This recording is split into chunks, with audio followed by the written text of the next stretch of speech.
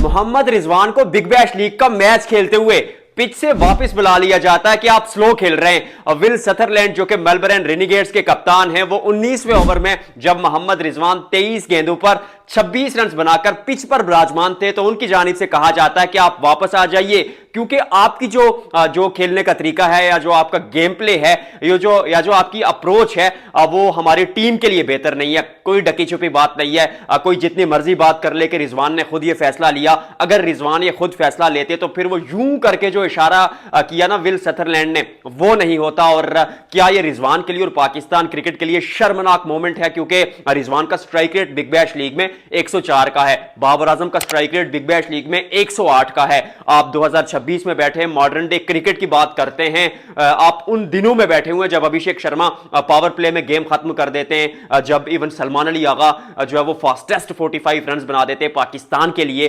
और आप उन दिनों में बैठे हुए जब आप सोचते हैं कि T20 cricket is all about attacking cricket. लेकिन थोड़े स्टैट्स बताऊंगा बाबर आजम के और रिजवान के आपको बिग बैश लीग में, और एक्चुअल में बात करेंगे कि ये पाकिस्तान क्रिकेट के लिए कितनी जो है वो एक एम्बैरेसिंग, एक शर्मनाक और एक लो मूवमेंट है। क्योंकि बहुत हाइप, बहुत डंके बजे थे बाबर आजम और मोहम्मद रिजवान और शाहीन शाह अफरीदी के बिग बैश लीग में जाने पर ऊंची दुकान फीका पकवान, वो उस कद काठी के मुताबिक परफॉर्म नहीं कर पाए। तो रिजवान के स्टैट से आगाज करते हैं। रिजवान ने बिग बैश लीग में कितने मैचेस खेले मैं आपको बताता हूं। ये रिजवान ने बिग बैश लीग में जो मैचेस खेले वो 7 मैचेस खेले, 167 रन यानी 167 यानी 167 रन अगर सिंपल वर्ड्स में कहा जाए तो बनाए।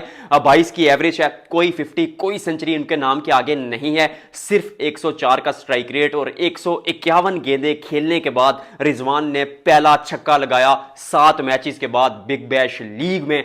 और कई लोग बात कर रहे हैं कि आप उनको T20 टीम में वापस लेके आए। देखिए T20 टीम में अगर आप वापस लेके आते तो फिर आप उस्मान खान को ड्रॉप करने की बात करते हैं। उस्मान खान अभी इतने बुरे हैं, बुरे एज अ पर्सन तो नहीं है, obviously I am a journalist, I should respect every cricketer, लेकिन उस्मान खान की जो परफॉर्मेंस है वो इतनी बुरी और इतनी पैथेटिक है कि रिजवान जो है वो उनसे बेहतर ऑप्शन लग रहे हैं। पाकिस्तान क्रिकेट के विकेट कीपर की डिबेट थोड़ी सी करूंगा एंड पे, लेकिन थोड़े उसके बाद रिजवान के आपको स्टैट्स बता देता हूं बतौर ओपनर T20 क्रिकेट में।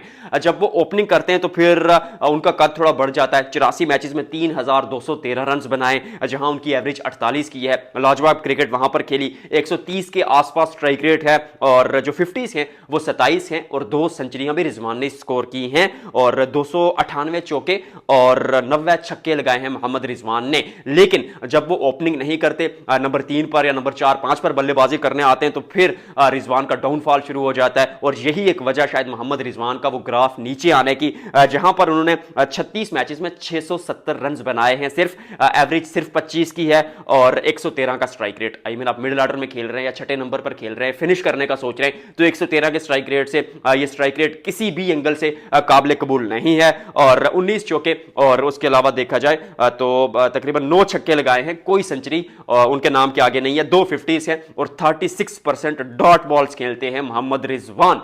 तो फिर आप सोचेंगे कि रिजवान का फ्यूचर क्या है। देखिए Rizwan is a fighter, I love that cricketer, I love that player, क्योंकि डेडिकेशन बहुत ज्यादा है पाकिस्तान के लिए। इस साल भी जो है वो डोमेस्टिक क्रिकेट खेले, क्लब क्रिकेट भी खेले, एक्टिव नजर आते हैं। बट समटाइम्स आप सोचते हैं कि शायद दुनिया बहुत आगे निकल गई है। मोहम्मद रिजवान और बाबर आजम, मुझे पर्सनली लगता है कि दोनों में से टीम में एक की जगह बनती है, क्योंकि मॉडर्न डे क्रिकेट में शायद आप कुछ दिन ऐसे हो जाएं कि जिस दिन ऊपर से 3 जल्दी विकेट गिर जाएं, फॉर एग्जांपल शाइम अयूब, साजिदा फरहान, फखर जमान जल्दी आउट हो जाते हैं, तो आपको बाबर रिजवान जैसा एक खिलाड़ी चाहिए जो इनिंग कैरी करे। पर अब 2026 में 21वीं सदी में जब T20 क्रिकेट बहुत तेज हो चुकी है, तो शायद दोनों की जगह ना बन पाए। लेकिन श्रीलंका में आप वर्ल्ड कप खेल रहे हैं और उस्मान खान की कारकर्दगी रिजवान से भी बदतर है, तो फिर आप उस्मान खान को माफ कीजिएगा शामिल करेंगे। लेकिन वहां ट्विस्ट आता है, हाजा नाफे आते पहले मुकाबले में 15 गेंदों पर 26 रन, 1 चौका 1 छक्का, थोड़ी इंटेंट दिखाई, तो फिर क्या हाजा नाफे को आप वर्ल्ड कप में शामिल करेंगे? पर उनकी कीपिंग पे बहुत सवालिया निशान है। Haja Nafe is a fine talent. मुझे पर्सनली लगता है कि एक तो पाकिस्तान में इशू ये है कि कोई भी खिलाड़ी आता है, 1-2 मैचेस में परफॉर्म करता है, वो सीधा टीम में आ जाता है। That shouldn't shouldn't be the case.